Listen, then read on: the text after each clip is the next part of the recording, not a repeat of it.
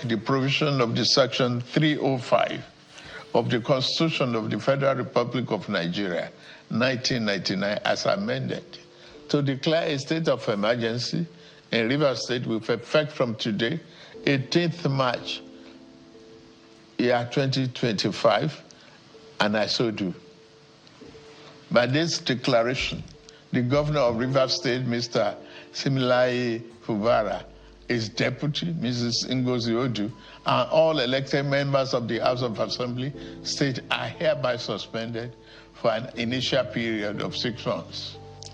In the meantime, I hereby nominate Vice Admiral Eboket Ibas, retired,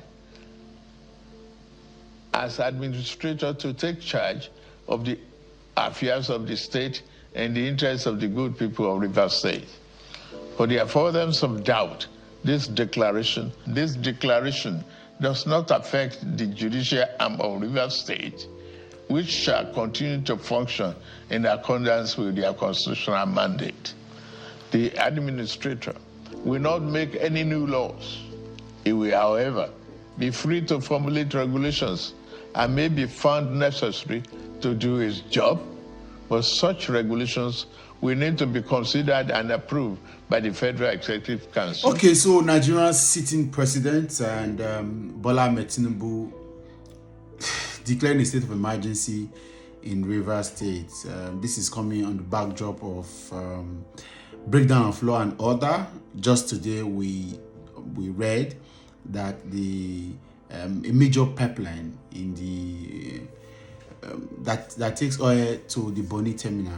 I think the Trans-Niger pipeline was exploded, and fingers are pointing to militant because they said they could smell human interference, although investigations are still on.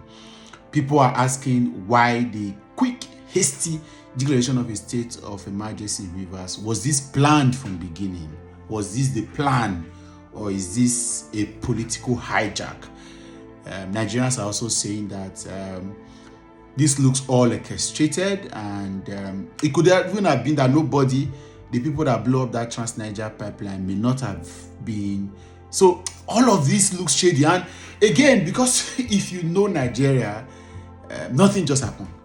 Yeah, nothing. If you know Nigeria, you cannot trust. See, I want to believe that this is to restore law and order, but this looks hasty. The president would have, calm down. See, I'm sure all of this again, we must look at the build-up. The Supreme Court of Nigeria led to all of this rubbish. I'm telling you, it's disappointing. We must tell ourselves the truth. You may not be able to blame the president right now because he has the constitutional power. Section, I think 305 of the Constitution empowers him, although there is a clause, because the National Assembly is supposed to have approved of that. We have not seen that. But I trust the Ababio Senate to hurriedly do the approval. But he has gone ahead to declare it.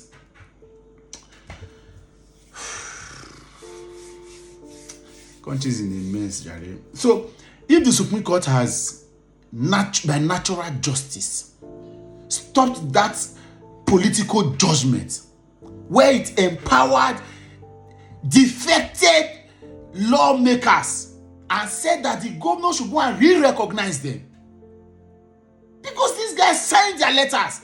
The Supreme Court is now, just like we had in the last presidential election, the Supreme Court of Nigeria now giving political judgment, and they are now acting, say waving of flags alone and appearing on TV is not tantamount to defection, and people wrote their letters. The valid reason why you should defect from a party is if there is division, and the speaker, in reading the letters of the defected plus him and 26 other lawmakers, said that there were divisions really as regards the secretary to the party office, where there were contention, as it were. Yet the Supreme Court overlooked that and played politics with it. Now a state of emergency has been declared, and somebody, Sim Fubara, has lost his office, has lost his seat for 6 months. This is all political hijack. And we must tell ourselves the truth. Mr. President, okay, no wahala. Call up wicked to order. You know, call out to order. The wicked, selfish, greedy, ambitious fellow is laughing in his house now. He has won. For somebody you can put where he belongs, God will judge you wicked.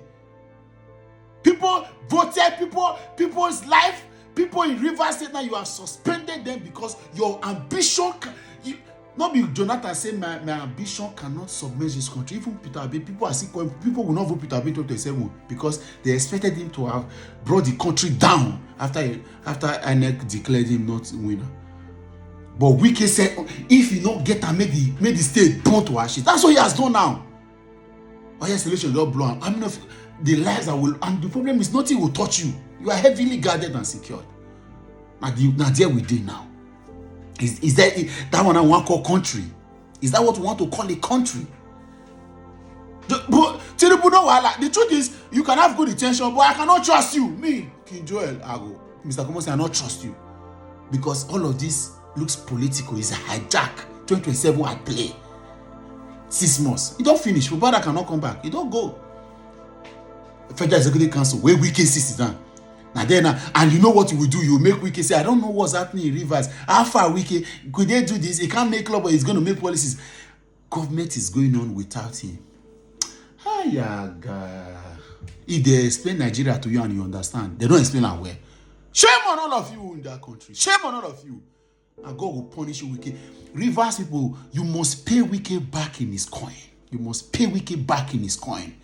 He has made this your state to enter the history books for the first time in several years. In the several years of our rejuvenated democracy, it has never happened. Rivers State has now been plugged into a state of emergency. The president has had to assume his power. From nowhere, the man will know the talk since all the problem no concern power.com. It's constitutional right, Abi. The voice of Esau, the hand of Jacob.